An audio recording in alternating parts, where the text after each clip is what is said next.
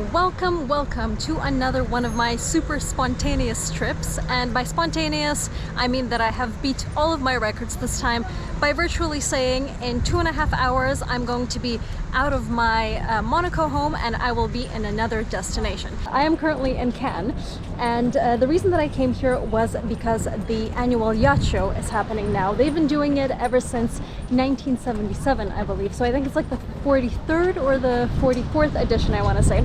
So that's the main reason why I'm here. I desperately wanted to show you guys what goes on in the yacht shows, what kind of yachts you can see there. I wanted to tour the outsides, the insides, and film as much as I can for you. I used to come here a lot when my family and I would vacation here when I was about 5-6 years old, and then when I lived in Monaco as a teenager I would come here on quite a few weekends just to do some shopping, to walk around. You've got a lot of nice beaches, great scenery, so it is a really nice place to come spend a weekend. I'm here with Tyson this time, so when I say I packed in about 2.5 hours, that includes like his entire packing procedure, which is pretty much more stuff than I have at this point. And yeah, I'm proud of myself for being able to pull this off. But now the fun starts, because now I'm gonna do a little tour of Cannes, and then after that you and I are gonna head over to the boat show.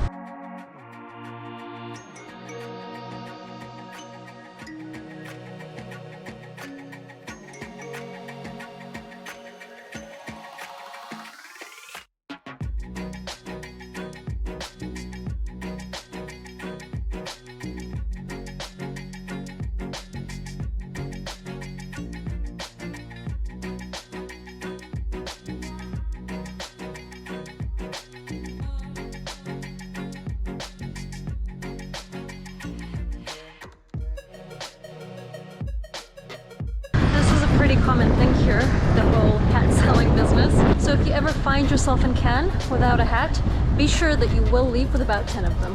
Obviously, Cannes is very famous for the film festival that happens here every year in May. And what I'm going to show you now is the Martinez Hotel, which is where most of the celebrities actually stay during the film festival.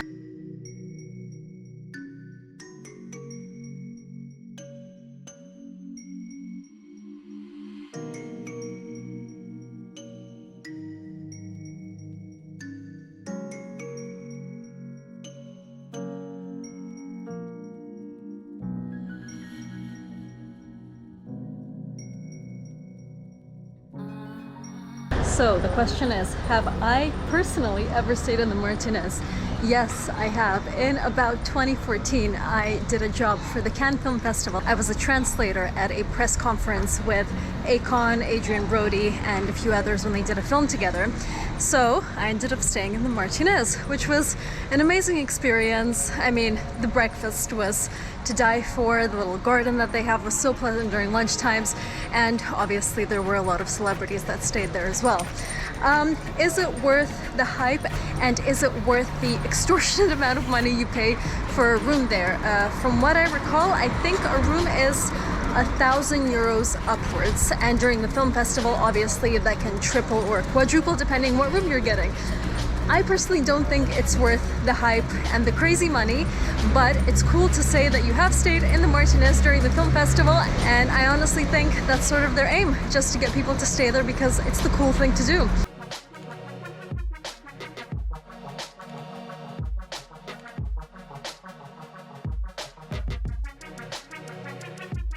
The Croisette in Cannes, which is the main boulevard closest to the sea, is divided into two pretty distinct parts. The part that I'm on right now has all the fancy shops, the hotels, bars, restaurants, cafes, but the part where I started my vlog, which is on the other side, so all I have to do is cross the road to get there, that features all of the beaches. So all of the hotel beaches are there, all the public beaches are there, and that is where you will go to spend time on the sea basically. But it's funny that just crossing the road gives you a whole different vibe.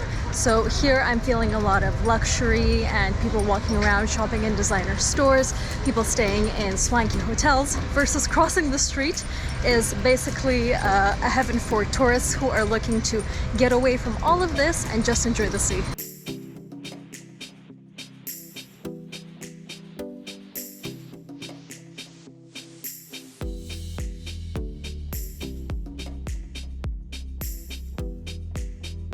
I used to go on that little carousel when I was about 5 years old. I always pick the horses, never picked any of the cars. Guess nothing's changed.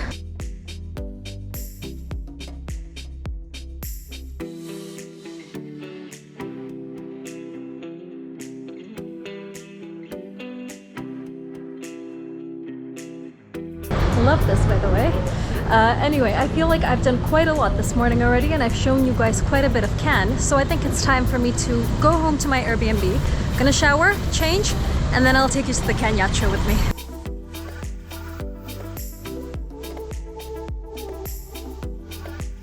Okay, I've just entered the annual Cannes Boating Festival, and there's a red carpet both in front and behind me, so I am feeling rather special here, feeling quite royal.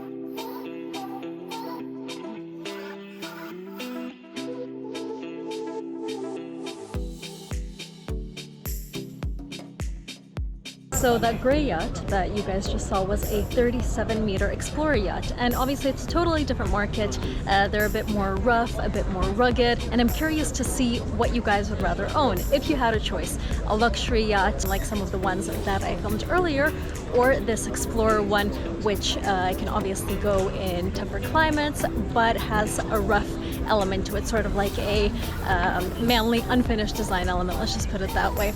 I personally don't know. I think on some days I feel I would really enjoy the luxury, but then having something like that is just so different and so unique, so I really feel there's something special about it.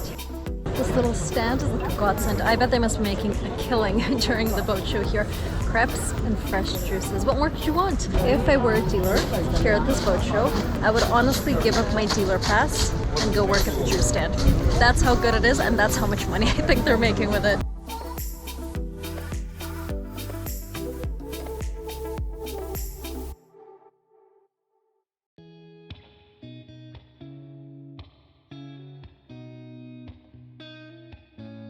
I know what you're thinking, it is very busy here, but here's how it works. So you get here and you need to show a QR code of either having had the COVID vaccine, or you need to show proof of a negative PCR. And then you get one of these blue bracelets, and it's only with that and by showing your ticket that you can actually get into the show. So all of these people have undergone that process before being here.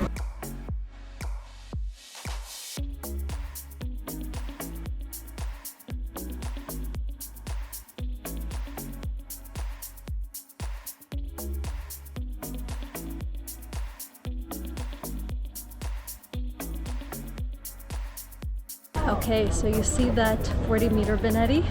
I actually went inside that and I wasn't allowed to film inside, which is just so frustrating, because out of everything that I saw, that was my favorite one by far. And I think what made it seem so much bigger and more spacious than the other ones is the fact that as soon as you go in, the sliding doors aren't a rectangular shape, they're a round shape. So you have this feeling of almost going from a smaller space into a bigger space on the main deck. Hi, where are you from? Alaska. Alaska? Yes. Stop it. You? No, Russia. Тогда по-русски говори. По-русски тогда. See, you meet people. You meet people at these Кому? shows. So yes, as you can see, it's a fun place. You meet different people from all over the world. He was from Alaska, I'm from Russia, and we were in Cannes speaking English. Absolutely insane. But as I was saying earlier, the Venetti 40 yacht was definitely a favorite of mine because of the space inside. It doesn't really feel like it's 40 meters. It feels a lot bigger just because of their use of circular dimensions as opposed to angular ones. So, if anything, I think you guys should watch all my videos over and over again so that I can start saving up for my own little Venetti. In a few decades, it was worth about 20 million.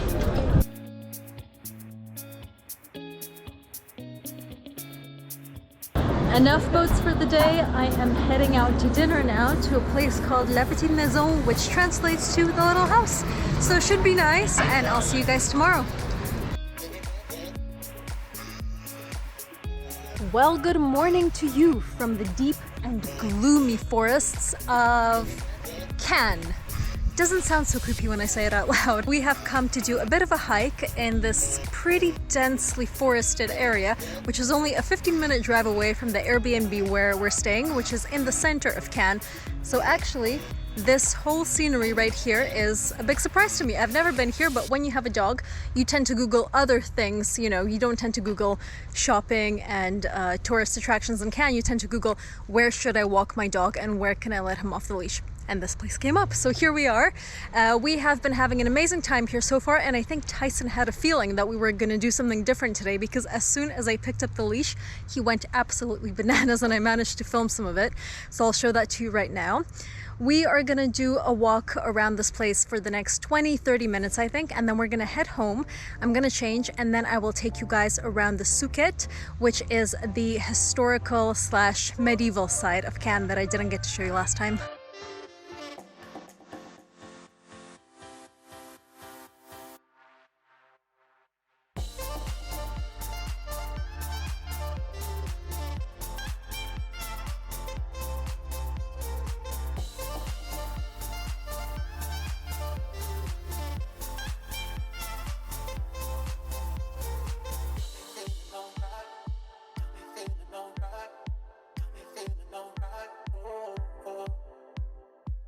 So as we were headed out and about to go back home, I noticed this insane property. And at first I thought that it was like a fancy hotel or something, but then I googled it and it's called Palais Venitien, so like Venetian villa.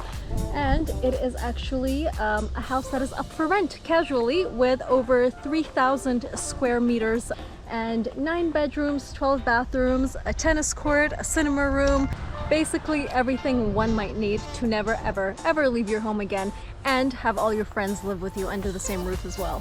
Oh, and if anyone's interested in buying it, it is 120 million euros. But you know, that's details. I just had a closer look and they even have like Greek statues on top of the columns. Honestly, I'd feel a bit uncomfortable living in a space like that, unless it was with like 200 other people. Oh god, if I was there alone, I'd just be like, hello, hello, hello, the whole time. Because I am an introvert, so that would be my natural choice, is to live alone. But then, if I were there alone for more than a day, I honestly think I'd just get scared of the place being haunted.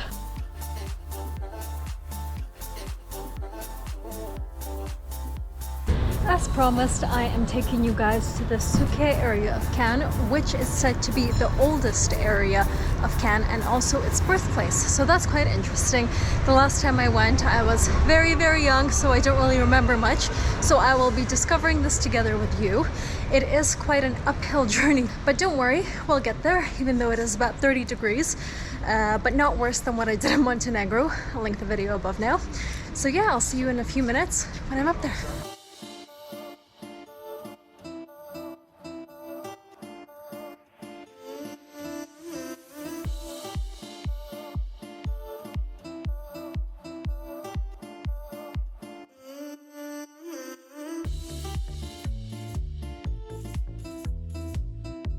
Notre Dame Cathedral and the clock tower is what you're seeing behind me.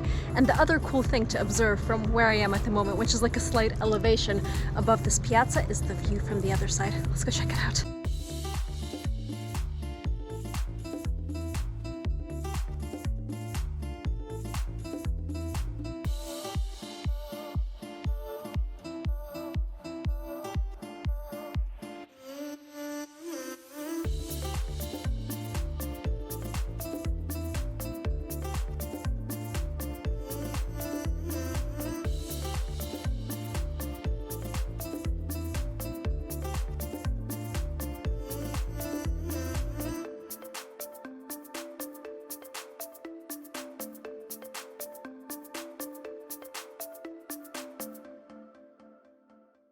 You know the famous Hollywood sign? Well, it looks like Cannes has its very own sign. I never even noticed it. That is how unpopular it is here in comparison to the Hollywood one. But if you are a self-respecting tourist, I suggest you come here and try to take a picture in front of it. It's what any good tourist would do. It's just my advice.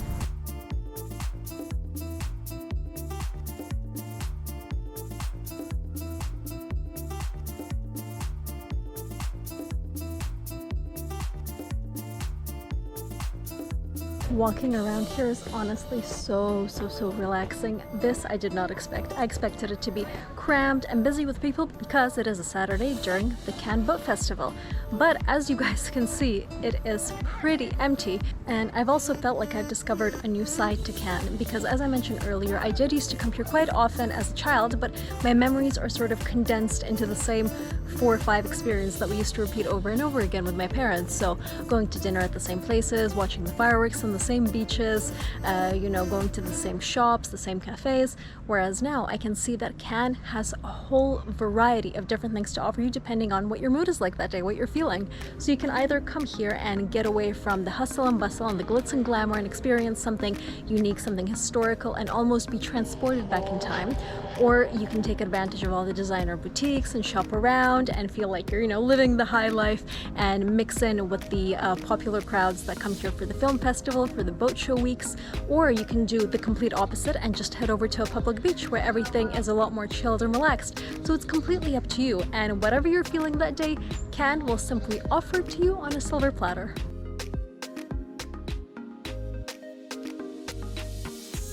As I'm heading home, I wanted to show you guys some more pockets of Cannes that you haven't had the chance to see yet in this vlog. These are all places that I really enjoy coming to. I think the energies in these roads and these areas are fantastic. There's always something to do, so they're quite scattered, which is why I won't narrate every single one of them, but I will show you so you get the feeling of what to expect if you do come here.